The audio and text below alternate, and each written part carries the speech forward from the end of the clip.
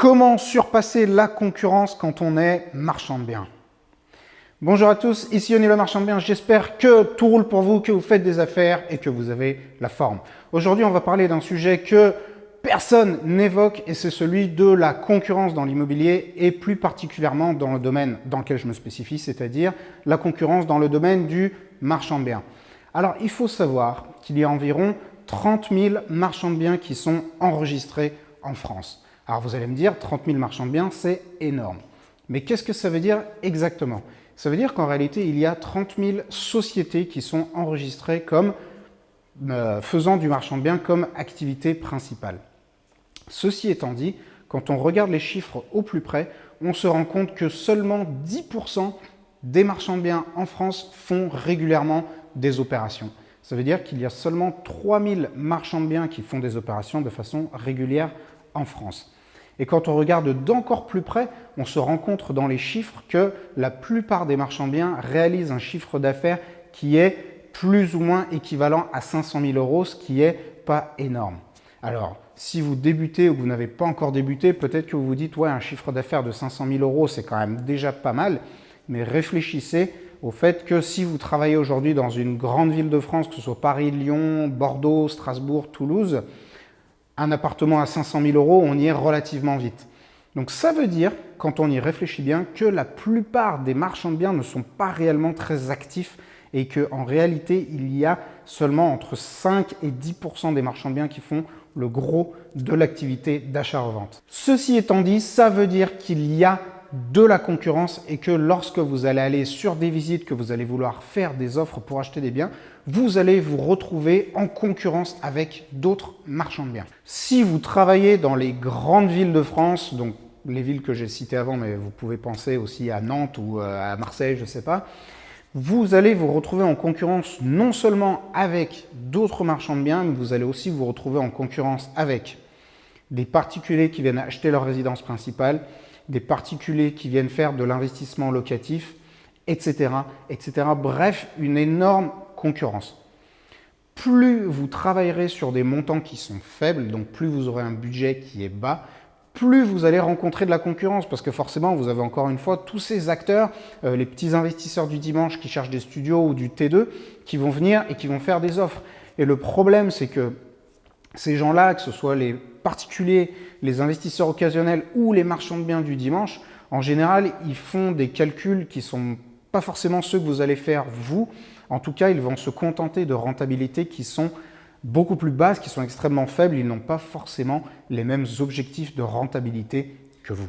Donc, plus les montants sur lesquels vous allez vous positionner seront faibles, plus vous aurez de la concurrence et plus les opérations que vous allez rechercher seront simples, plus vous aurez de la concurrence. C'est-à-dire que si vous vous mettez sur du petit appartement un petit peu à retaper, là, vous allez vous retrouver avec une concurrence absolument délirante.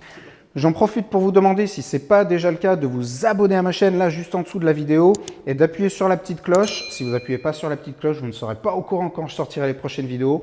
Donc, abonnement plus petite cloche, vous serez notifié quand je sortirai mes prochaines vidéos.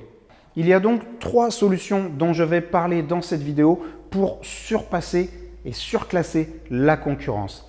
Premièrement, il faut aller sur des opérations les plus complexes possibles.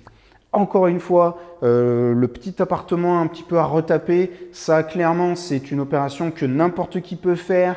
Trouver un appartement en dessous du prix du marché, ça peut arriver à n'importe qui avec un coup de chance. Donc ce n'est pas là qu'est votre spécificité et là vous allez être sur une concurrence délirante. Par contre, quand vous allez rechercher des opérations qui sont beaucoup plus complexes, c'est-à-dire des opérations où vous avez de la division de bâti, donc que ce soit de la division d'appartements ou de la division d'immeubles ou de la division de maisons, là ça commence à devenir beaucoup plus technique. De plus, quand vous allez sur des opérations qui demandent des autorisations d'urbanisme, quand c'est de la division foncière, de l'extension, de la construction, du changement de destination, là aussi, vous allez commencer à éliminer la plupart de la concurrence des touristes. Et plus vous irez sur des opérations complexes, plus vous arriverez à vous débarrasser de la concurrence. Et je vous le garantis, quand moi je vais visiter des chantiers où ça commence à devenir vraiment très technique, où il y a beaucoup de travaux, beaucoup d'autorisations d'urbanisme à demander, des gros délais, bref, beaucoup de complexité, il y a très peu de concurrence. Le fait est que pour aller sur des opérations complexes, cela nécessite de rassembler un grand nombre de connaissances parce qu'il faut s'y connaître sur le marché de l'immobilier, sur les prix de revente, il faut connaître le droit de l'urbanisme, il faut connaître le droit immobilier, parfois il faut se référer au code civil pour voir si le projet est véritablement faisable. Il faut s'y connaître également en fiscalité. Bref, en général, il n'y a que les marchands de biens qui sachent rassembler autant de connaissances et donc 90% des investisseurs du dimanche auront peur d'aller sur ces opérations-là. Donc, je vous invite à apprendre comment monter et réaliser des opérations complexes pour vous débarrasser de la concurrence. Avant de passer à la deuxième méthode pour se débarrasser de la concurrence, je vous invite à payer votre like là juste en dessous de la vidéo et à me laisser en commentaire les sujets que vous aimeriez que je traite dans les prochaines vidéos. La deuxième méthode pour se débarrasser d'une grosse partie de la concurrence, c'est d'aller sur des opérations de plus en plus chères. Effectivement, comme je vous l'ai dit, à 200 000, 300 000 euros, 95% de la population française peut se positionner et peut donc rentrer en concurrence avec vous. L'idée, c'est donc d'aller sur des opérations de plus en plus chères.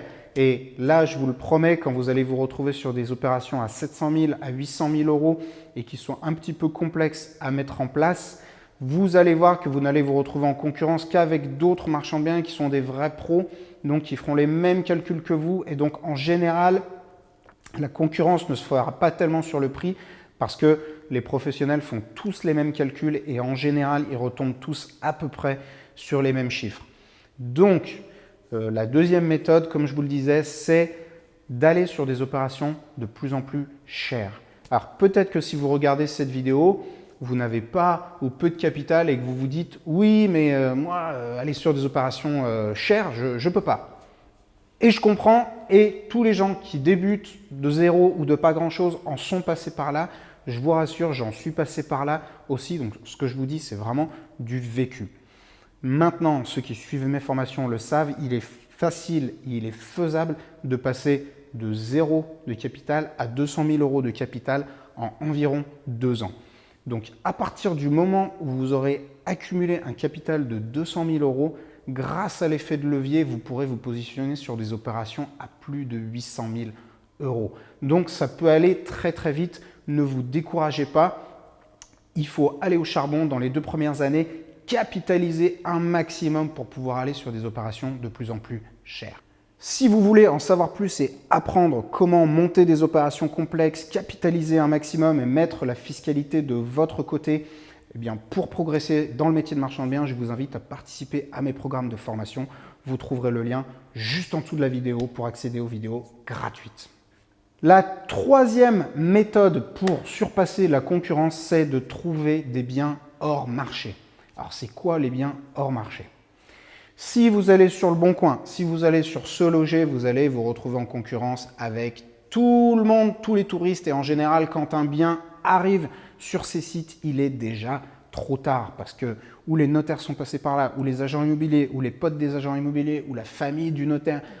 Bref, il y a énormément de monde qui va venir parasiter les bonnes affaires. Et donc, ce qui arrive sur le marché en général, c'est les miettes et il n'est pas toujours évident de trouver les bonnes affaires. Donc, une bonne méthode pour se débarrasser de la concurrence, c'est d'aller chercher les biens hors marché, c'est-à-dire les biens avant qu'ils ne paraissent sur les sites grand public. Pour ce faire, vous devez activer votre réseau et rechercher des biens abandonnés. Voilà les 2 façons de s'y prendre qui sont les plus fructueuses, on va dire. Alors, développer votre réseau, ça ne veut pas forcément dire participer à des cocktails et à des soirées immobilières, parce que je vous le dis direct, dans les soirées immobilières, il n'y a que des rapaces comme nous qui cherchons des bonnes affaires.